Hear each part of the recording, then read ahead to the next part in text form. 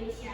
Nah, pada kali ini sebelum mulai kelas, saya akan mengantarkan sedikit materi, yaitu kita akan mempelajari tentang memahami konjungsi dalam teks deskripsi. Baik, sebelum mulai kelas, di sini baiknya kita buka pelajaran pada pagi hari ini dengan membaca doa. Silakan untuk Martin memimpin doa. Baik, untuk memulai pembelajaran kita, mari kita buka dalam doa dan kita berdoa menurut kepercayaan masing-masing. Doa mulai. Doa selesai. Baik, terima kasih Martin yang telah memimpin doa dalam kelas ini. Sebelum Ibu memulai menjelaskan materi kepada kalian, sebaiknya Ibu mengecek daftar hadir kalian ya. Ibu, bagi yang Ibu panggil namanya, silakan menyebutkan hadir. Wita Intan Safitri, hadir. Rara Siva Hamidah, Ibu. Martin Romangan, Ibu. Rizky Maharani, Ibu. Oke, baik, kelas ini bagus ya, semua muridnya hadir untuk mengikuti kelas bahasa Indonesia Ibu. Baik, materi yang Ibu sampaikan pada pagi hari ini yaitu memahami konjungsi dalam teks deskripsi. Pastinya kalian tidak asing ya dengan apa itu teks deskripsi. Mungkin Ibu akan menanyakan salah satu dari kalian untuk menjelaskan apa itu teks deskripsi. Silakan Rara, Ibu minta untuk menjelaskan apa itu teks deskripsi.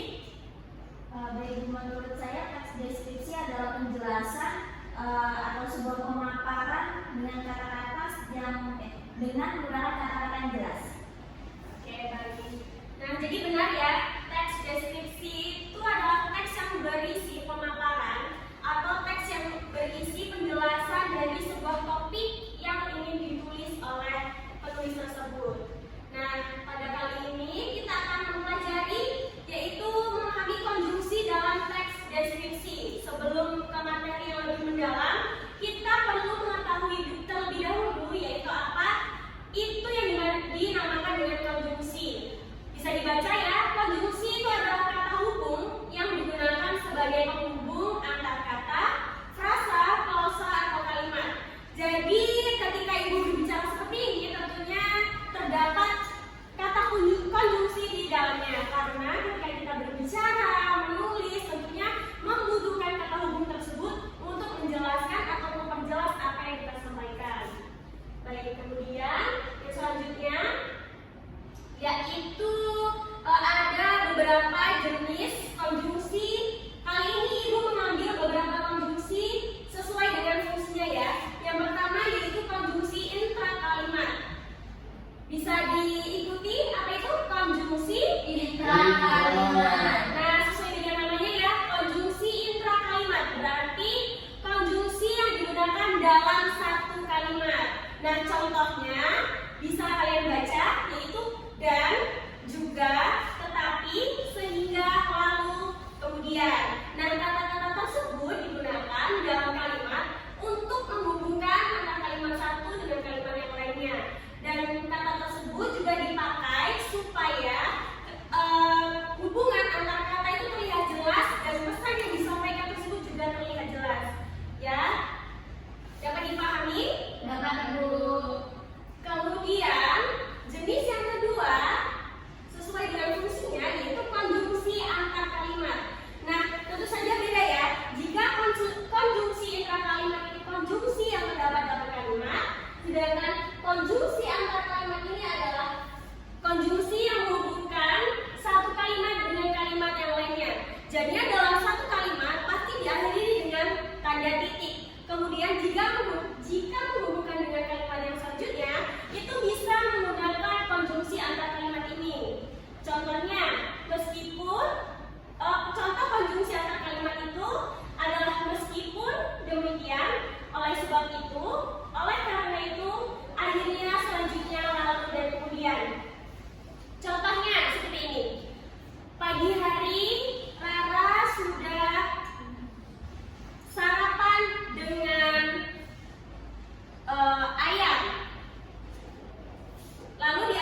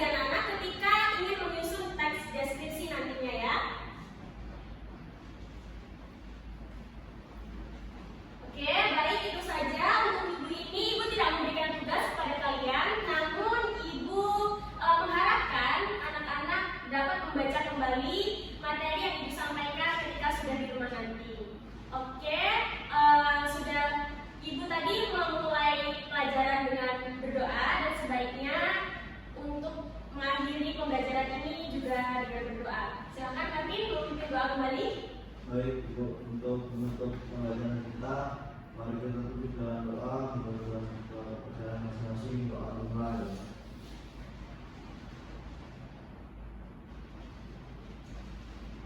Doa selesai.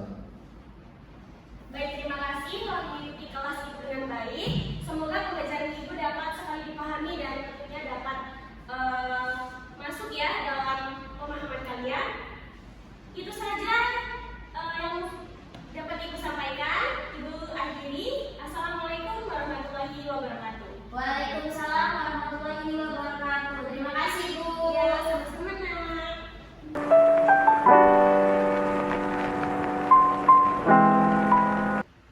Perkenalkan, saya Rizky Maharani sebagai observasi lisan Alia Amelia mengenai keterampilan 2, yaitu keterampilan menjelaskan. Di sini ada beberapa poin penting yang harus dinilai dalam komponen yang menjelaskan. Yang pertama yaitu kejelasan.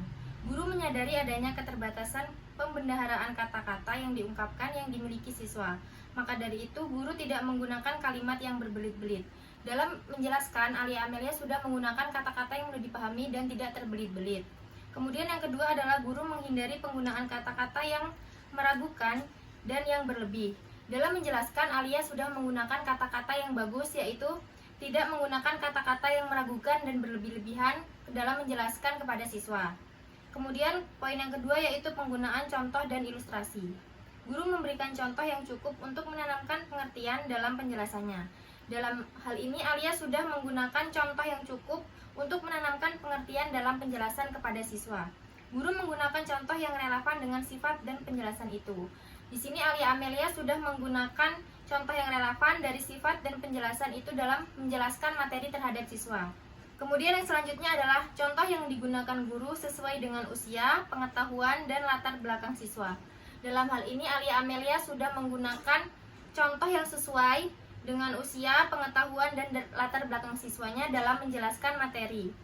Kemudian poin yang ketiga yaitu pengorganisasian. Guru menunjukkan dengan jelas pola atau struktur sajian, khususnya hubungan antara contoh-contoh dan generasi hukum atau rumus.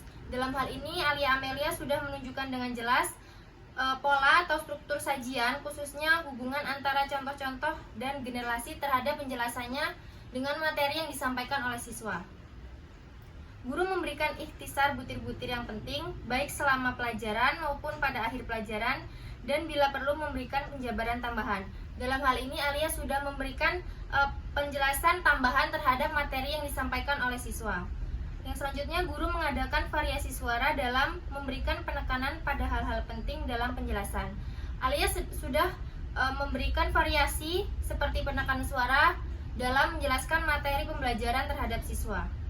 Yang selanjutnya, butir-butir penting dalam penjelasan diberi tekanan dengan cara mengulanginya, mengatakan dalam kalimat lain, atau menyebutkan satu demi satu seperti satu, dua, dan seterusnya.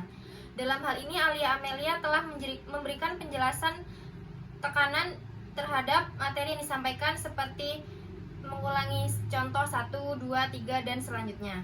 Kemudian penekanan yang berbeda diberikan pula dengan mimik, isyarat, ataupun dengan gerakan selama pelajaran berlangsung. Dalam hal ini Alia sudah sangat baik dalam memberikan penekanan yang berbeda dalam setiap mimik atau isyarat yang diberikan kepada siswa. Yang selanjutnya adalah pemberian tekanan juga diberikan dengan menggunakan gambar-gambar, demonstrasi, atau benda yang sebenarnya. Dalam hal ini Alia sudah memberikan contoh gambar-gambar atau demonstrasi dalam salindia yang ditampilkan dalam memberikan penjelasan terhadap siswa. Kemudian poin yang terakhir adalah balikan. Guru mengajukan pertanyaan untuk mengetahui pemahaman, minat, atau sikap siswa tentang relevansi atau kegunaan penjelasan tersebut.